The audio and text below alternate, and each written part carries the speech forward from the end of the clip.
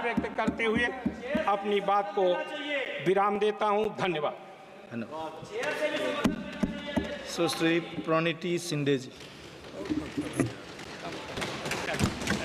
अध्यक्ष महोदय, आपने मुझे बजट के ऊपर बात करने के लिए मौका दिया, मैं आपका तहे दिल से शुक्रिया अदा करती हूँ। हम भारत के लोग, जो हमारे संविधान की प्रस्तावना है, इन 4 शब्दों में भारत की ताकत और महानता छुपी है। न कोई जात, न धर्म, न भाषा, न पहराव, सिर्फ हम भारत के लोग। इसी में ही हमारी पहचान है और इसी में हमारी गरिमा बसी हुई है। पर पिछले कुछ सालों में इस पहचान को, इसी ताकत को धर्म की राजनीति से कमज़ोर बनाया गया है। आज 2024 के बजट पर बात करने के लिए आपने मुझे मौका दिया। मैं थोड़ा आपको इतिहास में ले जाना चाहती हूँ। हम सब जानते हैं और पूरा विश्व ये मानता है कि कुछ शतकों पहले भारत सोने की चिड़िया थी। उस समय जीडीपी और इस प्रकार की चीज़ें नहीं थी, पर भारत इकोनॉमिकली और कल्चरली विश्व की एक महाशक्ति थी। और हम ये भी जानते हैं कि भारत में शूरवीरों की कोई कमी नहीं थी।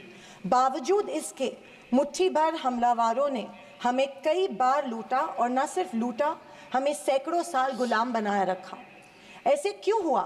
पहले मुगल, फिर अंग्रेज ने भारत पर राज किया। ये वो कर पाए क्योंकि सोना, चांदी, हीरे जवाहरात, पैसे की कोई कमी नहीं थी। लेकिन कमी सिर्फ एक बात की थी, और वो थी सामाजिक एकता की। धन, दौलत, ताकत कुछ मुट्ठी भर राजाओं और समाज के ठेकेदारों के पास थी। 90% समाज प्रताड़ित था, और मैं ये कहूँगी कि जानबूझकर इन्हीं समाज के ठेकेदारों के द्वारा देश गरीब रखा गया था। आज हमारा देश दुनिया की 5वीं लार्जेस्ट इकोनॉमी है, और मुझे ये उम्मीद ही नहीं बल्कि पूरा विश्वास है कि हम जल्द ही दुनिया की पहले नंबर की इकोनॉमी बनेंगे, क्योंकि इसके प्रगति की मजबूत नींव स्वतंत्रता के बाद के सरकार ने रखी थी। पर इसी के साथ आज हम सामाजिक तौर पर जात, पात, धर्म की शाखाओं में बिखरते जा रहे हैं, कमज़ोर होते जा रहे हैं। फाइनेंशियल इनइक्वालिटीज़ बढ़ती जा रही है। पैसा और सत्ता कुछ चंद ठेकेदारों के पास संचित हो रहा है, या मैं ये कहूँगी कि सत्ता की लालसा में ऐसा करवाया जानबूझ के जा रहा है। मेरी ये सब बातें कहने का तात्पर्य यही है कि समाज की प्रगति सिर्फ मजबूत इकोनॉमी से ही नहीं, समाज की एकता में है, और हमें इतिहास में हुई गलतियों को दोहराने से बचना चाहिए। बीजेपी पिछले 1 दशक से सत्ता में है, पर इनके मुताबिक आज भी हिंदू खतरे में है। क्या ये हकीकत है, या फिर बीजेपी हिंदुओं को इस डर में रखकर अपनी राजनीति चमका रही है? आप बताएं, जो संस्कृति हजारों साल गुलामी के जंजीर में जकड़ी पड़ी है, रहने के बावजूद जिंदा है, जिंदा ही नहीं सारे विश्व में अपना डंका बजा रही है, वो खतरे में कैसे आ सकती है?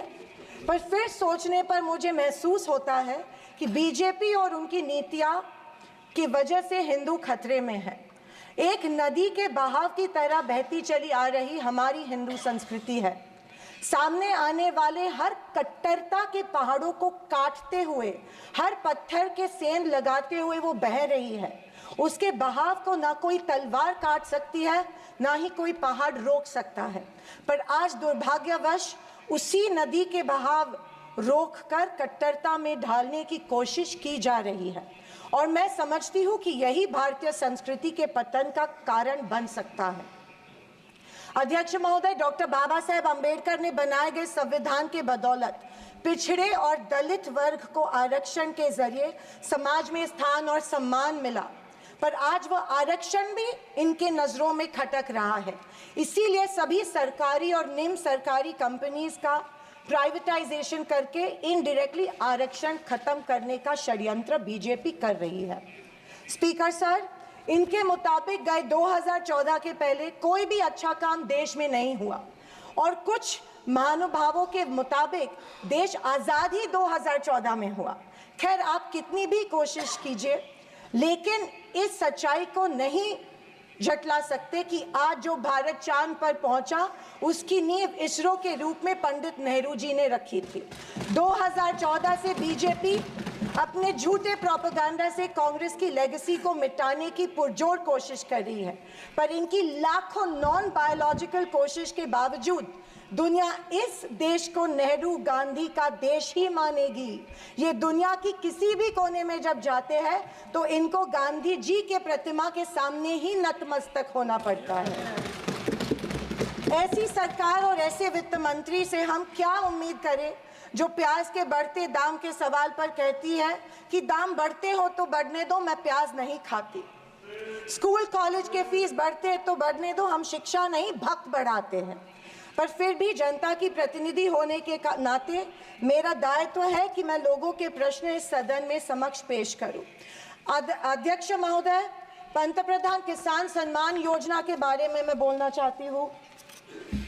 पंतप्रधान किसान योजना के माध्यम से किसानों को सालाना 6,000 रुपए दिए जाते हैं। 2,000 रुपए 3 इंस्टॉलमेंट्स में दिए जाते हैं। 2,000 रुपए दिए जाते हैं, लेकिन 18% फर्टिलाइजर्स के साथ पे उनको जीएसटी के माध्यम से देना पड़ता है। एक किसान एक साल में कम से कम 1 लाख के फर्टिलाइजर खरीदता है, तो आप 6,000 रुपए देते हो लेकिन 18,000 उनसे लेते हो। ये किस तरह की नाइंसाफी हुई उस किसान पे? आप मजाक उड़ा रहे हो उस किसान का। 6,000 रुपए देते, 18,000 रुपए जीएसटी के माध्यम से लेते हो। जब यूपीए की सरकार थी तब फर्टिलाइजर्स और औजारों पे से जीएसटी एग्जेम्प्ट की गई थी। मेरी मांग है कि 2,000 रुपए का जो अमाउंट है, जो 6,000 सालाना मिलते हैं, वो बढ़ा के 12,000 किए जाने चाहिए। अध्यक्ष महोदय, किसान सम्मान योजना, मेरे कॉन्स्टिट्यूएंसी में करीबन 50,000 लोग इस योजना से वंचित है क्योंकि इसको अप्रूवल्स नहीं मिल रहे हैं। जब वो मंत्रालय में जाते हैं और पूछते हैं हमारी योजना को अप्रूवल को क्या हुआ, वो कहते हैं कि दिल्ली जाके पूछो, हमें नहीं पता है। तो किसान योजना, किसान सम्मान योजना का इंटेंशन क्या है? या तो किसानों को फंसाया जा रहा है किसान योजना के माध्यम में से।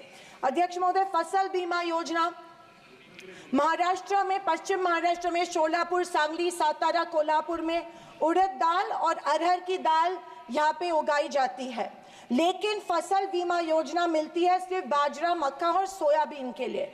आपके माध्यम में से मैं फाइनेंस मिनिस्टर से गुजारिश करती हूँ कि अरहर और उड़द के लिए भी फसल बीमा योजना के फॉर्म एक्सेप्ट किए चुके हैं, भर दिए हैं, लेकिन फसल बीमा योजना मिल नहीं रही है। अध्यक्ष महोदय, पंतप्रधान आवास योजना, आदरणीय फाइनेंस मिनिस्टर जी ने कहा कि एडिशनल 3 करोड़ हाउसेज घर यहाँ पे इंक्रीज करके इस बजट में दे रहे हैं, लेकिन पंतप्रधान आवास योजना का टारगेट अभी तक महाराष्ट्र को नहीं मिला है, क्योंकि ये योजना जो है गांवठान जमीन पे घर बांधे जाते हैं, लेकिन असलियत ये है कि गांव में गांवठान जमीन है ही नहीं। जब कलेक्टर के पास जाते हैं तो कहा जाता है कि गांवठान जमीन नहीं है, गायरान जमीन ढूंढ के लाओ, हम आपको पीएम आवास योजना देंगे। अभी गांवठान जमीन लाएंगे कहाँ से?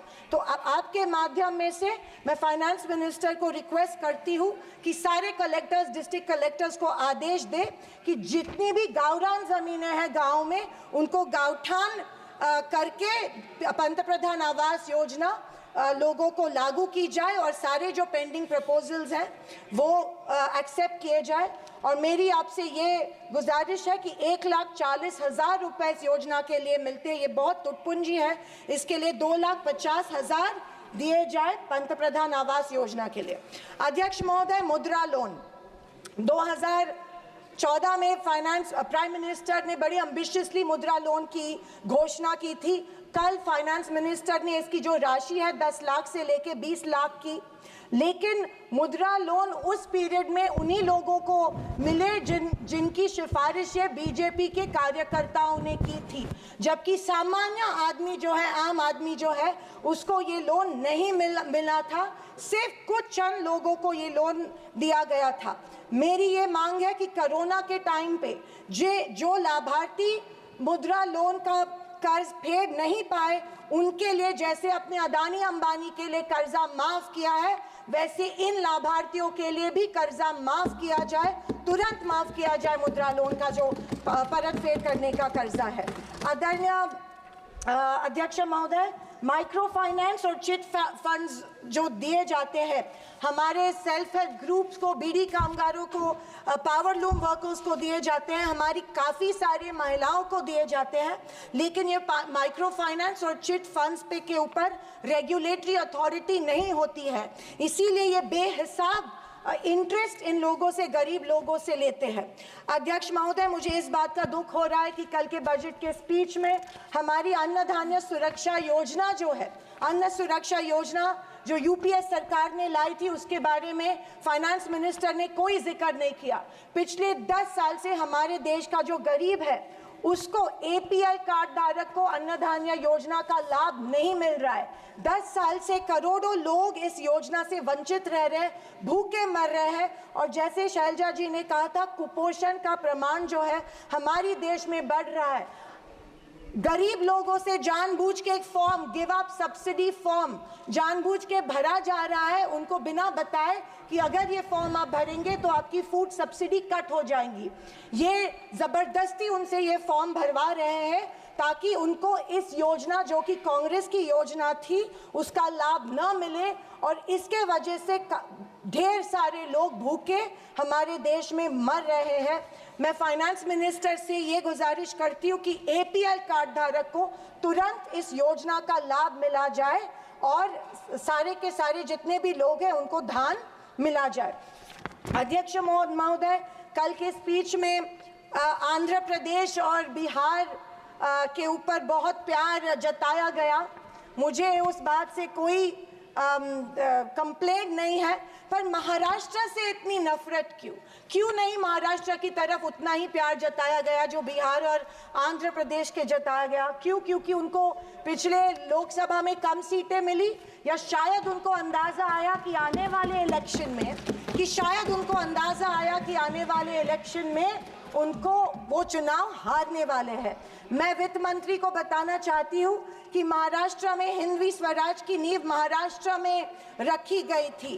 कणखर देशा, राकट देशा, दगडाचा देशा, महाराष्ट्र देशा, ये हमारे प्यारे महाराष्ट्र के बारे में कहा जाता है, लेकिन अफसोस है कि महाराष्ट्र की तरफ कोई ध्यान नहीं दिया जा रहा है, सिर्फ महाराष्ट्र का इस्तेमाल किया जाता है।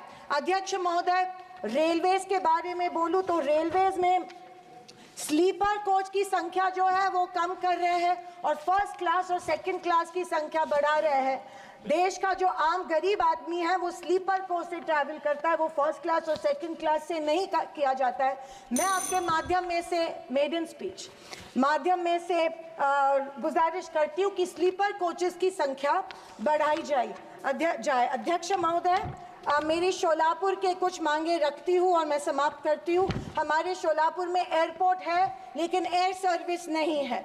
उड़ान स्कीम में आया गया है, लेकिन जानबूझ के वहाँ पे जो चिमनी थी, ऑब्स्ट्रक्शन था, वो तोड़ा गया, लेकिन अभी तक वहाँ पे एयर सर्विस शुरू नहीं है। बोरामनी एयरपोर्ट है, वहाँ पे इंटरनेशनल एयरपोर्ट के लिए फंड्स एक बार दिए गए, लेकिन फिर फंड्स नहीं दिए गए। मैं वित्त मंत्री से गुजारिश करती हूँ कि बोरामनी एयरपोर्ट के लिए फंड्स दिए जाए। मंगावेड़ा जो हमारा तालुका है, वहाँ पे जो इरिगेशन स्कीम है, वहाँ के 35 गांव जो है वो पानी से वंचित है। मैं विनती करती हूँ कि वो गांव के लिए भी आप इरिगेशन स्कीम जल्द से जल्द अप्रूव करें। अंत में मैं यही कहना चाहती हूँ कि बीजेपी विपक्ष की अवहेलना कर रही है कि हमें इतनी सीट्स मिली, जनता ने अस्वीकार किया, पर आपके 400 पार का क्या हुआ? पर मैं उनसे कहना चाहूँगी कि हम स्वीकार करते हैं कि सरकार बनाने के लिए पर्याप्त सीट्स नहीं जीत पाए। हाँ, हम हमारी बातें जनता को बेहतर तरीके से शायद नहीं समझा पाए, लेकिन ये भी कहना चाहूँगी कि हार गए तो क्या हुआ, झोला उठा के चल नहीं देंगे, यही डटे रहेंगे। एक मजबूत विपक्ष के रूप में भारत की जनता की आवाज बुलंद करते रहेंगे, सिर्फ और सिर्फ इस देश के लिए और इस देश के जनता के लिए। और आखिरी कुछ शब्द कह के मैं समाप्त करना चाहूंगी कि सत्ता की लालच में न फैलाओ समाज में ध्रुवीकरण का रोग। सत्ता की लालच में न फैलाओ समाज में ध्रुवीकरण का रोग, आपकी हस्ती मिटा देंगे हम भारत के लोग। जय हिंद, धन्यवाद, जय महाराष्ट्र। धन्यवाद। अन्य सदस्य श्री जगदीश शेट्टर जी। जगदीश